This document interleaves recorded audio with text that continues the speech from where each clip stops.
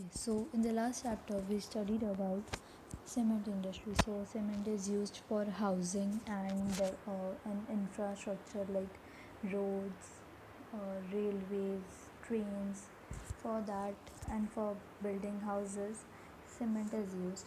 And leather industry, which is mainly exported. Salt industry, 60 lakh tons anodized salt is used.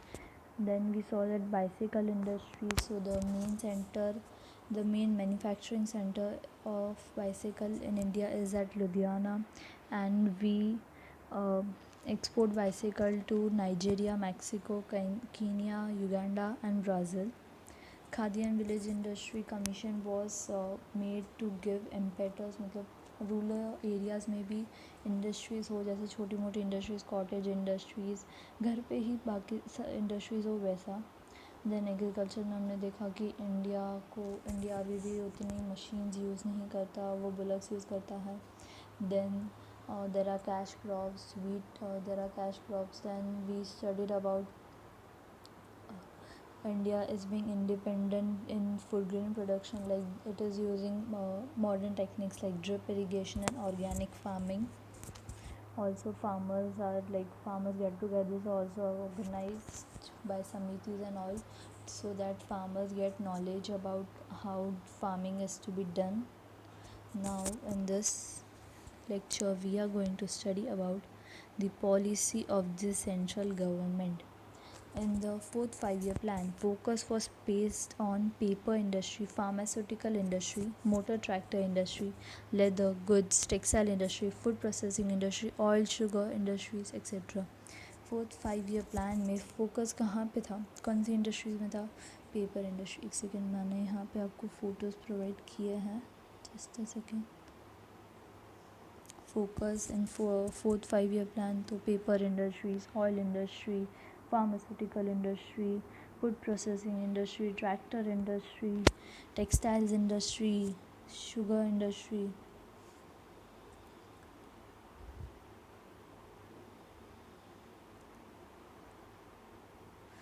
Then we see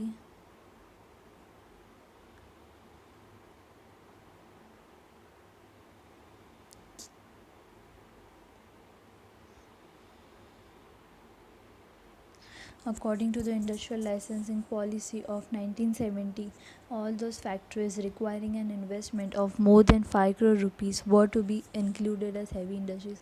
जो भी industries को, मतलब एक industrial licensing policy बनाई थी 1970, वहाँ पे क्या था कि मतलब जो भी इंडस्ट्रीज़ को 5 करोड़ के ऊपर या फिर 5 करोड़ रुपीज़ का इन्वेस्टमेंट चाहिए, उनको हम हैवी इंडस्ट्रीज़ में काउंट करेंगे.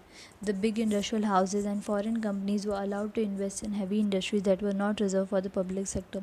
जो पब्लिक सेक्टर में नहीं थी, मतलब प्राइवेट सेक्टर में थी, वहाँ पे फॉरेन कंपनीज़ और बिग इंडस्ट्रियल हाउसेज, मतलब जहाँ पे बहुत बड़े बड़े लोग रहते हैं, वहाँ पे उन लोगों को अलाउ किया कि हाँ तुम हैवी इंडस्ट्रीज़ में इन्वेस्ट कर सकते हो, ताकि वो और बड़े प्रोडक्शन बढ़े. और अगर उन लोगों ने इन्वेस्ट किया तो ऑब्वियसली उन्हें भी प्रॉफिट मिल ही रहा है. As a result of this policy, by the end of 1972 के एंड तक 3,18,000 small industries registered with the government registration office. और ये इन्वेस्टमेंट मिला बाहर की कंट्री से, फॉरेन कंपनी से इन्वेस्टमेंट मिल रहा है, इंडिया की गवर्नमेंट इन्वेस्टमेंट दे रही है, सब कुछ सारा पैसे मिल रहे हैं. तो ऐसे कर कर के 1972 के एंड तक ही, मतलब 2 साल में ही 3,18,000 स्मॉल इंडस्ट्रीज रजिस्टर हो गए थे गवर्नमेंट रजिस्ट्रेशन ऑफिस में.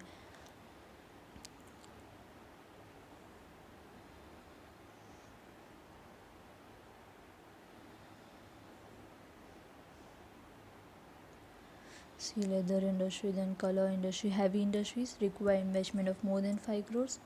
Small industries, 3,18,000 small industries were registered by the end of 1972. Heavy industry मतलब तुम बोल सकते हो आयरन एंड स्टील इंडस्ट्री. ये कैसे हैवी इंडस्ट्री है, वहाँ पे इन्वेस्टमेंट तुम्हें ज़्यादा चाहिए. स्मॉल इंडस्ट्रीज़ तो कोई भी हो सकते हैं. Then comes mineral wealth. The availability of the minerals, iron and coal, plays a major role in the industrial development of the country. Like mineral wealth हमारे इंडिया के पास मतलब बराबर है।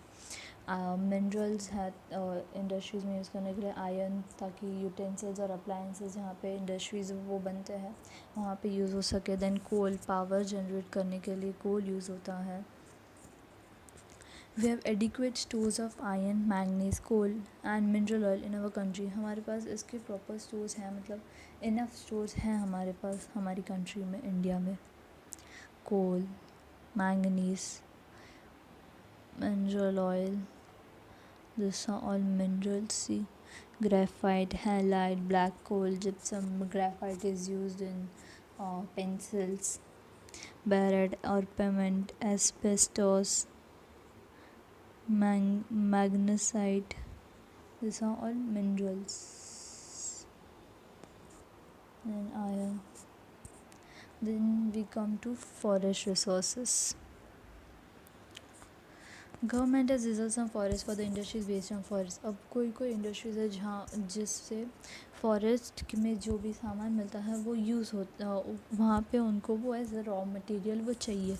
तो अब वो कौन कौन सी इंडस्ट्रीज़ है। The task of conservation of the forest is done by the central government. मतलब उसको प्रोटेक्ट करने की जिम्मेदारी भी ली है उन्होंने। किस किस ने ली है। सेंट्रल गवर्नमेंट ने, स्टेट गवर्नमेंट ने, और by the local people. See you have to read this because ये आ सकता है कि मतलब कौन कौन प्रोटेक्ट करने के लिए लेता है, मतलब कौन task of conservation of the forest is done by whom. तो central government, state government and by the local people, वहाँ पे आजू बाजू रहने वाले लोग।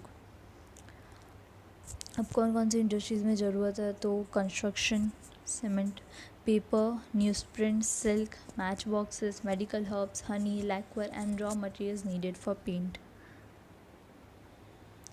तो यहाँ पे आप देख सकते हो मैच बॉक्स है, देन टेक्सटाइल है, सिल्क है। आप देख सकते हैं कंस्ट्रक्शन में वुड चाहिए तो वो फॉरेस्ट से ही मिलेगा। पेपर चाहिए वो भी फॉरेस्ट से। न्यूज़ प्रिंट के पेपर्स ऑब्वियसली वो भी फॉरेस्ट से। हनी, लैक्वर, ये है ना, मतलब पॉलिश करने के लिए लगवाते हैं वुड को। व्हाट इज़ तो पेंट, पिगमेंट, सॉल्वेंट, मिनरल, ये सारा है जो हमें पेंट करने के लिए चाहिए। सो अब हम आगे बढ़ते हैं। लोग फ़िश कलेक्ट करते हैं, फिर उसको बाज़ार में बेचते हैं। So fisheries include sea water fish and fresh water fish found in rivers, canals, ponds and lakes. एक तो सी वाटर की फ़िश होती है, बाद में आती है फ्रेश वाटर फ़िश जो मिलती है rivers, canals, ponds and lakes में। Harbors have been developed, harbors have been built or old harbors have been redeveloped. Fish seed incubation centers and fishing training centers have been provided for the growth of this industries. तो harbor का meaning क्या होता है। Harbor is an area of the sea at the coast which is partly enclosed by land or strong walls so that boats can be left there safely.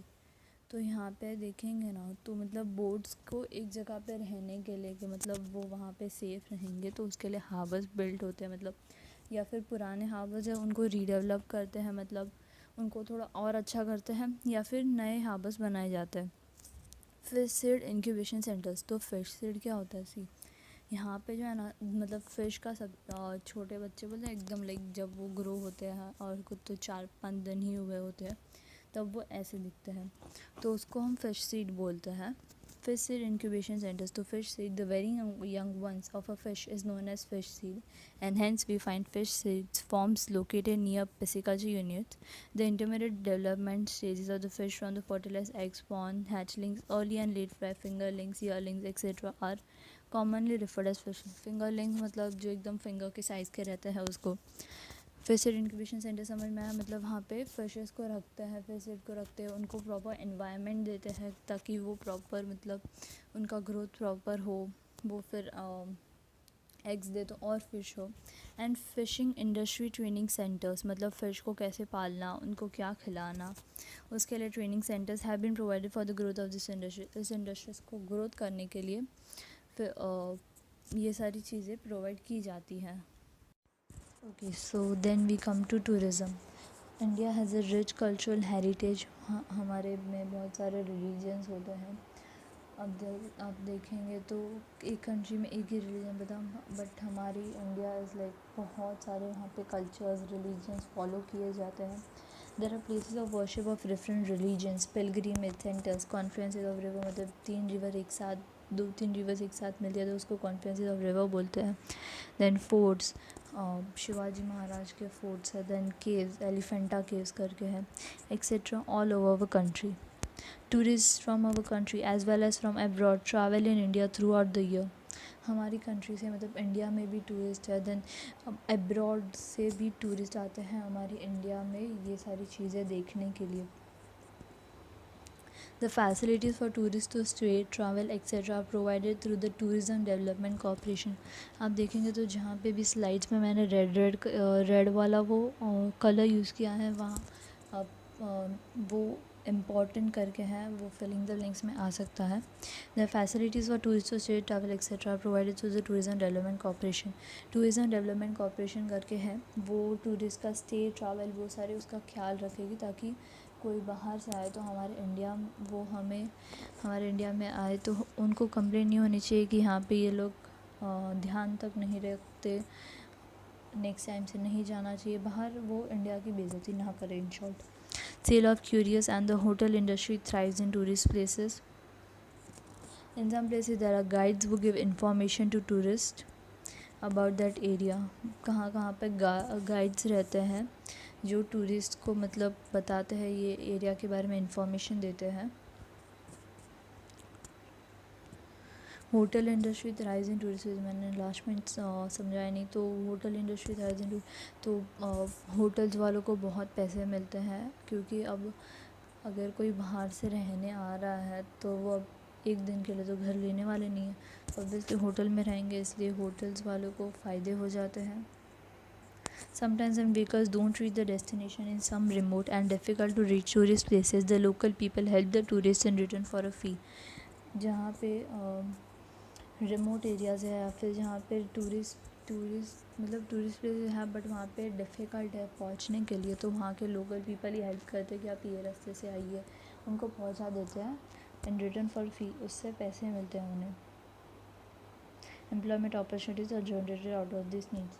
अब उनको पहुँचना है तो पैसे भी देने ही पड़ेंगे. इंडिया घूमने आए तो अब आधा थोड़ा देखेंगे थोड़ा नहीं देखेंगे वैसा तो नहीं होगा, उनको देखना ही है, तो एम्प्लॉयमेंट अपॉर्चुनिटीज़ वैसे जनरेट हो जाती हैं.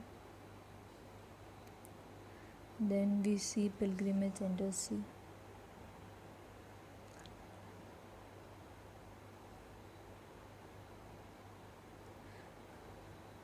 फोर्ट्स, कॉन्फ्लुएंस ऑफ रसी, 2 रिवर्स एक साथ मिल रहे हैं तो रिवर हुआ.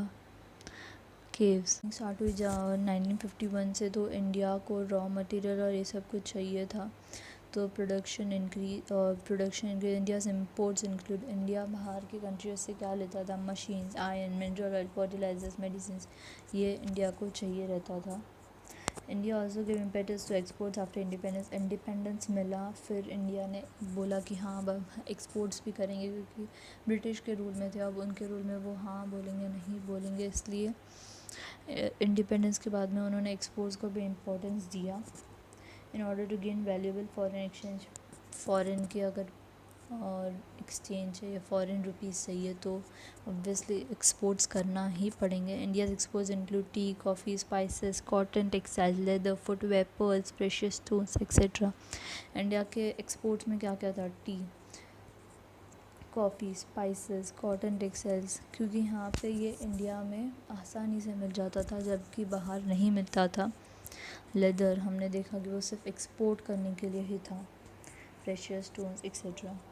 Then we come to the last part, that is internal trade.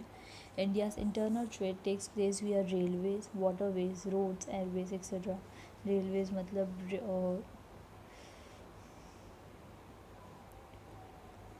Railway train से जाने का तो रेलवेज़ हो गया. वाटरवेज मतलब बोट्स, शिप्स. देन रोड्स मतलब गाड़ियों से. एयरवेज मतलब एरोप्लेन, हेलीकॉप्टर यूज़ करके. Ports like Mumbai, Kolkata, Cochin and Chennai are important. Commodities like coal, cotton textiles, rice, wheat, raw jute, iron, steel, oilseed, salt, sugar, etc. are included in internal trade. Due to the development of industries, the standard of life in the country improves. अब industries का development हुआ industries अगर developed हो रहे हैं तो obviously वहाँ पे लोगों का काम भी ज़्यादा होगा। सारी इंडस्ट्रीज़ में तो वैसे नहीं रहता कि सिर्फ इंडस्ट्री मशीन चलती रहेंगी, बट मशीन्स का ध्यान भी रखना पड़ता है। The standard of life in the country improves. कैसे इम्प्रूव होता है स्टैंडर्ड ऑफ लाइफ? तो अब अगर इंडस्ट्रीज़ हुए तो इंडस्ट्रीज़ में लोग जाएंगे, लोगों को एम्प्लॉयमेंट अपॉर्चुनिटीज़ मिलेंगी। एम्प्लॉयमेंट अपॉर्चुनिटीज़ मिली तो वहाँ से उन्हें मनी मिलेगा, पैसे मिले तो ऑब्वियसली उनके स्टैंडर्ड ऑफ लिविंग इम्प्रूव होगा। ऐसे ही कंट्री इम्प्रूव होगा। Many opportunities for employment become available, as I said. On the whole, it helps in the progress of the country. ऐसे ही कंट्री का प्रोग्रेस हो रहा है क्योंकि बाहर एक्सपोर्ट्स भी हो रहा है, तो फॉरेन एक्सचेंज भी हमारे इंडिया के पास आ रहा है। हमारे इंडिया वालों को ऐसे ही पैसे मिल रहे हैं एक्सपोर्ट्स करके। So what we are gonna learn in the next chapter, how the life of Indians has been changing. Next chapter का नाम चेंजिंग लाइफ है, ऑब्वियसली यही पढ़ेंगे हम।